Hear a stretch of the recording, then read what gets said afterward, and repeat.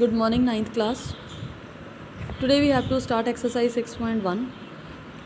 Its first question is in figure 6.13. Here bete picture bani hui hai na, theek hai. In this figure lines AB and CD intersect at O. AB and CD जो lines ने वो O ते intersect कर दिया ने like this. ठीक है, this is the line AB, right, and this is line CD.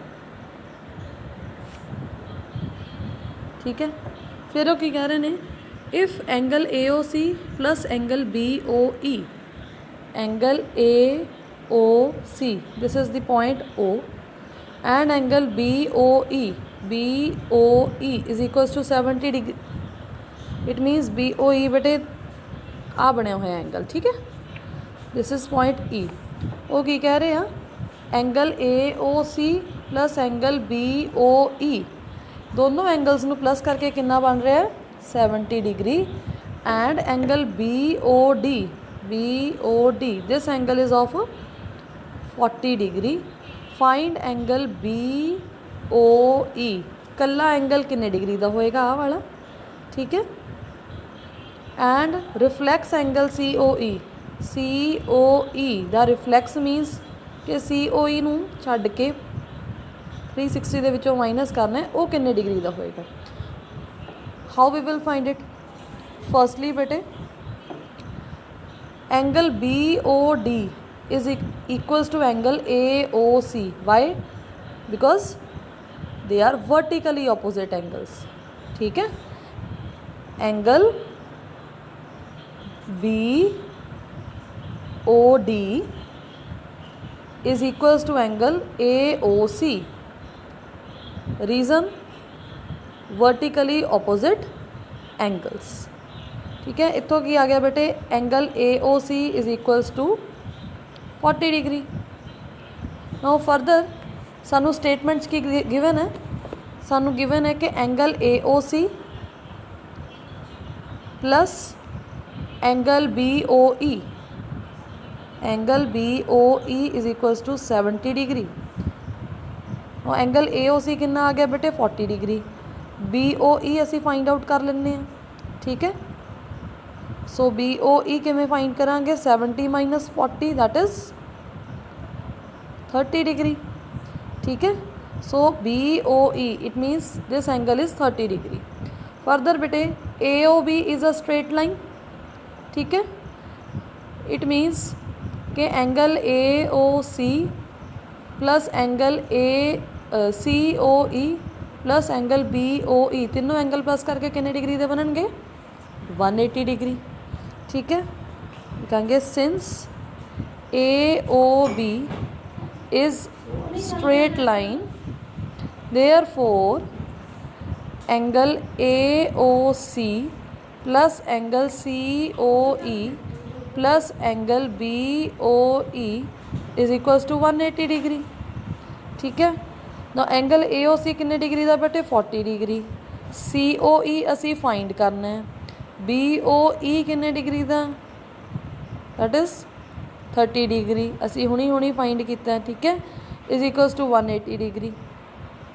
So COE कितने डिग्री का हो जाएगा 180 माइनस 70 40 प्लस 30 70. उधर जाके की हो गया माइनस. इट मीनस COE कितने डिग्री का आ गया 110 डिग्री का. बट असी की फाइंड करना है बेटे रिफ्लैक्स. COE नहीं फाइंड करना, उधर रिफ्लैक्स फाइंड करना. मीनस के COE नू 360 चो माइनस करना. ठीक है, therefore reflex angle COE is equals to 360 degree minus 110 degree that is 250 degree. Okay बेटे, next moving to question number 2. In figure 6.14 देखो बेटे this figure is lines XY and MN intersect at O. XY and MN intersect at O ते meet कर रही हैं.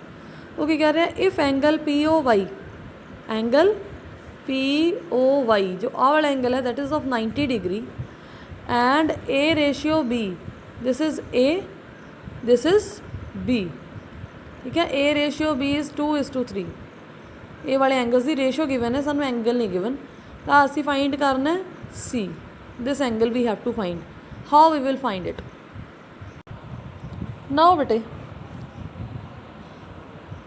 I have made this figure on my notebook also xy this is a this is b this is c this is 90 degree now we know that x o y is a straight line ठीक है it means a b और angle P O Y जो है 180 degree का होएगा further बेटे ਉਹਦੀ भी सानू नीड नहीं पैनी क्यों क्योंकि सानू गिवन है कि this is 90 degree it means कि ए प्लस बी भी 90 डिग्री ही होएगा ठीक है so according to question A ratio B जो गिवन है बेटे ए रेशियो बी ठीक है ना that is equals to 90 degree it means जो भी रेशियो वाला क्वेश्चन होंगे असी एक्स मान लेने होंगे बेटे तो असी इत्थे की मनांगे 2x कितना गिवन है सानू रेशियो कितनी गिवन है बेटे 2:3 ठीक है सो असी मनांगे 2x + 3x is equals to 90 degree from here we have 2 + 3 5x is equals to 90 degree and x is equals to कितना आ गया बच्चे इत्थों x इज़ 5 1 द 5 5 8 द 40 ठीक है सो x की वैल्यू आ गई 18 इट मीनस a की वैल्यू कितनी आ गई बेटे 2x सीगी ना 2:3 दैट इज़ 2 × 18 36 डिग्री ठीक है बेटे एंड b कितना 3x that is 3 × 18 18 3 the 54 that is 54 degree हुण फर्दर बेटे वो की कह रहे हैं फाइंड सी की वैल्यू भी फाइंड आउट करनी है हुण सी की वैल्यू किवें फाइंड करांगे देखो बेटे एक्स वाई और एम एन ओ तो इंटरसैक्ट कर रहा है इट मीनस जिन्ने डिग्री का बी होएगा उन्ने डिग्री का ही आ वाला एंगल होएगा because of vertically opposite angles cross का साइन बन रहा है ठीक है so what is the name of this angle this is Y C N असी लिखांगे angle Y C N is equals to angle M O X ठीक है is equals to angle M O X और कितना आया C B की value 54 degree reason की है वर्टिकली ऑपोजिट एंगल्स ठीक है बट असी की फाइंड करना एक्चुअली सी हुण X O Y is a straight line ठीक है and X O N plus Y O N दोनों मिलके कितने डिग्री दे हैं 180 degree because it is a linear pair से लिखांगे since X O Y is a straight line ठीक है therefore angle X O N ठीक है X O N plus angle Y O N plus angle Y O N is equals to 180 degree that is linear pair ठीक है सो x O N की है सी Y O N की है हुणे असी फाइंड किया 54 degree is equals to 180 degree so C is equals to 180 - 54 that is 126 degree okay बेटे next moving to question number 3 question number 3 is